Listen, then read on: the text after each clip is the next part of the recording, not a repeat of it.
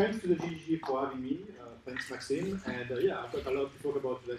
Straight in because yeah, I don't want to waste too much of your time. So quickly, what is WWDC? So it's taking place every month of June every year. It's taking place this year as last year in the San Jose McHenry Convention Center, here at the bottom right of the San Francisco Bay Area. The red pin you can see here is the Google I/O. That's at the Shoreline Amphitheater. So you can see there's a difference. The Google I/O takes place outdoors in an isolated area in the Google campus, whereas the WWDC kind of takes place in downtown San Jose these days. So kind of a different atmosphere overall for the conference. Overall, there is 5,000 attendees attending this year. Because there's so many people applying, the tickets are allocated by lottery, so way too many people apply, and because so many people apply, in the last few years, there's a couple of side conferences that got created that occur at the same time in buildings just around the conference. So there's actually 3 conferences simultaneously. And these conferences are icons and layers. As always, the keynote and the platform State of the Union take place on the Monday of the week. And then we have around 150 sessions and labs for the rest of the week from Tuesday to Friday. So there's a lot of content to digest. It's a bit overwhelming, and right now I'm still digesting most of the announcements. There's so much to discover all at once in just 1 week.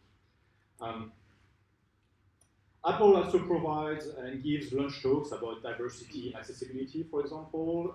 They organize fitness runs in the morning, and they have a yearly Via Bash on Thursday night with a concert, and this year it was Wizard.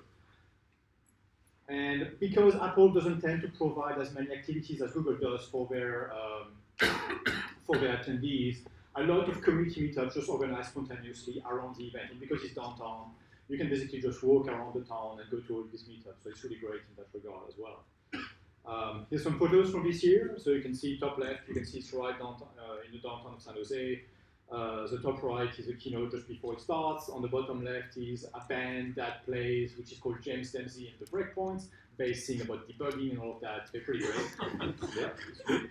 And then bottom right, the usual stuff you can find in the conference. Like I said, it's not as fancy as what Google provides, but most people are just happy to see each other. Again, one of my personal favorites is that all throughout the week there are podcasts being recorded live with a live audience. And so you can see on the left, for example, John Gruber, the famous Apple podcast, gets to talk to some Apple executives that dedicate their time for that.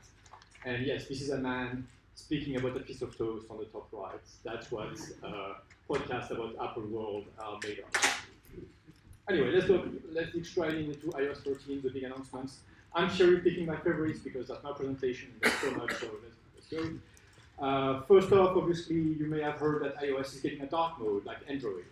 So you can see what it looks like here. So one special detail about iOS dark mode is that iOS will use different shades of black to indicate layering. So as the layer is deeper, the black will become blacker. And that's how you kind of get this sensation of depth. Another big feature is signing with Apple. So Apple will force applications that use a third-party signing provider like Google or Facebook to also provide a sign-in with Apple option. This sign-in option will basically anonymize your identity. It will create an ephemeral email. You will be anonymous, you cannot be tracked back, and this will be forced for all the apps. So I'm looking forward to that because it's a great way to sign in to many apps, completely anonymously without sharing your data or your email with all these companies. Obviously, a lot of enhancements to photos. I'm not going to go into details about that, but I just wanted to show you basically something like the modern iOS design, what it's evolving towards, because photos is indicative of that. So it's very much based around cards, around these pill-shaped buttons. That's kind of what iOS is trending towards in its overall design. So you can see that very much so in the Photos app. A lot of miscellaneous features. You can use your face as emojis in your texts. You can stream to multiple Bluetooth headsets at once, for example, in an airplane with significant over, let's say. Shortcuts or automation framework and application is going to be bundled directly into the OS. There's a new design for CarPlay, which is great because you get a new car every year without paying a cent. I mean, for those of you that have Android, you know the feeling. And all of these things. So a lot of things, some things I don't have on the slide. There's performance gains, like last year. Apps apparently launched twice as fast, that's what they promised. We have finally photo sharing for iCloud Drive, yay! ARKit free, all of these things. There's so much good stuff in iOS, but I can't talk about them all. iPadOS 13, and yes, iPadOS 13 is the first year that iPadOS is a thing. So it's kind of a fork of iOS. It's just like a marketing fork. It's the same thing, but they are giving it its own name because they are building more and more iPad-specific features in the OS now that it is going to be called iPadOS from now on. So things that it does, and let's see if the animation works. Yeah, this year it works. Yeah, great. There's going to be widgets on the home screen. Yeah, for the first time as well, something you had the pleasure of using for so long in Android. We're finally going to have that on iOS, but just for the iPad. Multitasking improvements as well, where you can open multiple windows of the same application. You can switch between them very easily and very. The whole interaction between application and multitasking has been enhanced, and a lot of people that use the iPad now for pro purposes are really going to be happy with these announcements. Some random improvements. Safari now has a desktop mode that basically displays the full desktop version of some websites. It will change the user agent. It will do some smart things with JavaScript to detect if there's a hover state or a click state. All of these things. There's going to be some pencil improvements with markup that can be used by any app. And the latency of the pencil is now down to 9 milliseconds, which is pretty incredible. I don't even know if they do that, but 9 milliseconds is incredible for something that has to be double or triple buffer to be on screen. And then the last thing on the bottom right here is a huge thing that just got glossed over because of so much stuff is that you can now mirror macOS on an iPad. You can run an app on your Mac and have it mirrored on your iPad, and you can then interact with it on your iPad. That means that you can run macOS on your iPad, which is something that people have claimed for years. It happened, and it was just passed around. Like, okay, 40 seconds for that. There's so much that was announced, but it's going to be great for people that want the full power of macOS on an iPad. Quickly, WatchOS 6. A lot of, again, random feature. There's going to be an app store just for the app, so that the app is watch independent. New watch faces, a calculator on the wrist, stuff like that. And then my favorite feature in the middle, which is basically monitoring the ambient sound. And it warns you when it's too loud around you and maybe you need to step out so not to damage your hearing. And that's what the Apple Watch is really great at. It's to have this passive monitoring of your environment, whether your heart rate is too high or the sound is too loud. It's really great. So it's going to be enhanced with that feature this year to warn you if your environment is too loud. An interlude, so be prepared, it's going to be naughty. Oh yeah. So they also announced the new Mac Pro, which obviously is absolutely filthy. It is a beast of a machine. It's obviously not the best bang for your buck. It's absolutely overpriced, but I think it's wonderful because it's Apple coming back and saying, you know what, we're going to design the best computer you can ever buy. It's going to be absolutely expensive. Some people guess that the higher end machine would probably cost around 100K. That's a really complete that's going to be available to buy. But it's beautiful and all of that. So they announced the new Mac Pro with a display that goes with it. Now, macOS Catalina, a lot of you might be interested in that because you probably use a Mac for your daily development. So let's talk about what comes in macOS Catalina. First of all, there's a much rumored and finally arriving breakup of iTunes. So instead of iTunes, which doesn't exist anymore, you will have a music, podcast, and TV app. Everything is broken apart, and iPod and iPhone syncing is going to be built into the Finder instead. Another great feature that I love, and actually it's across iPhones, iPads, and Macs, is called Find My.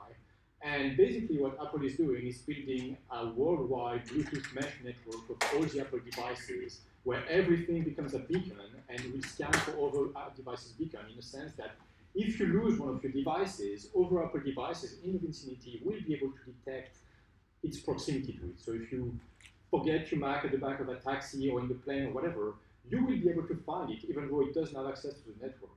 Everything, all the beacons are encrypted, anonymized, and all that, but whatever, if there's an Apple device around the device, it will be able to be found.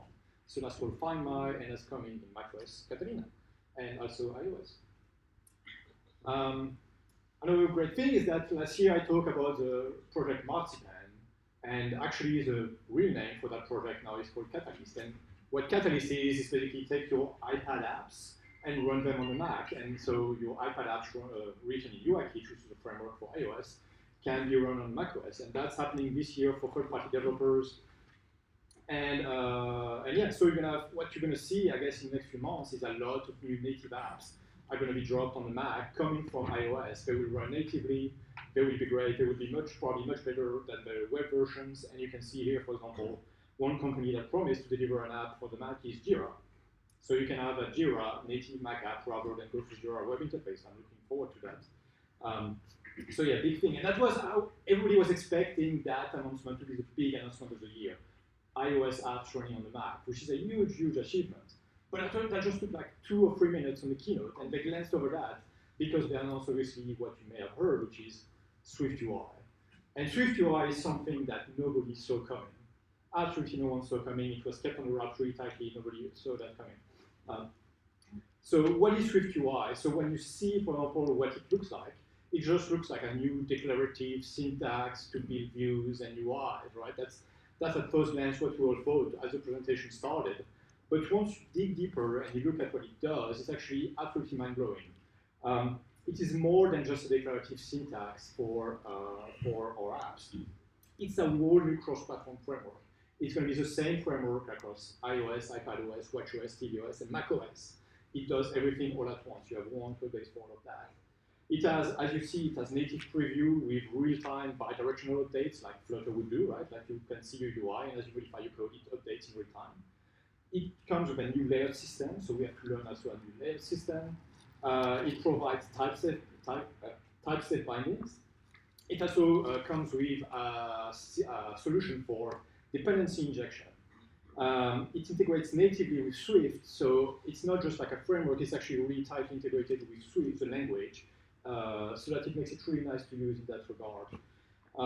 And on the side, optionally, they also introduced a functional reactive framework combined that provides, natively provided by Apple finally, some the same functionality that RX Swift and RX Java, as you know, provides. It's an absolutely mind-blowing delivery of all of that. Nobody saw that coming. It's a complete paradigm shift for the Apple development world. Everybody is, again, a junior developer because of that, because nobody knows how it works yet. Everybody's hacking right now, discovering what you can do, and things are pretty mind-blowing.